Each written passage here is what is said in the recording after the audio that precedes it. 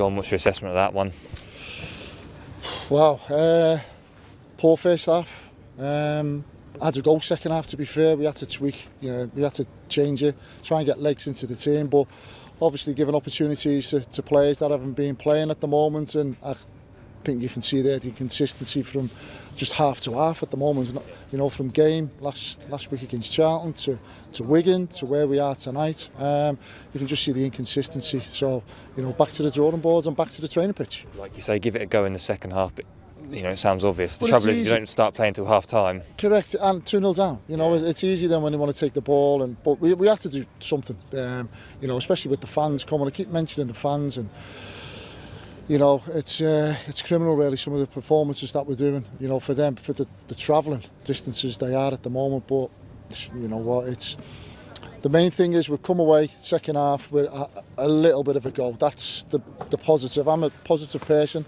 And the guys will tell you I'll take any positives out of a defeat, and that's what we'll have to do, because it's plain to see, in 90 minutes the inconsistency, even in individual performances you can see the inconsistency. So again, they'll have to work hard to get on the training pitch and put that right. You use that word consistency, and it's chalk and cheese from Saturday. So what's missing from Wigan's performance? Yeah, again obviously we changed personnel to give other boys opportunities, because again they've been training particularly well. But yeah, it just didn't work first half at times. We needed then to get amongst it and get amongst the opposition. We didn't. Second half we did. So that's the blunt of it really. Second half we got amongst it. We played from a higher position. Sometimes when we are actually playing out from the back, we can be our own worst enemies at times, because the turnover happens and obviously we're on the counter. So we just kept it simple at half time, made a couple of changes, and got the ball in around their box, and things started to happen.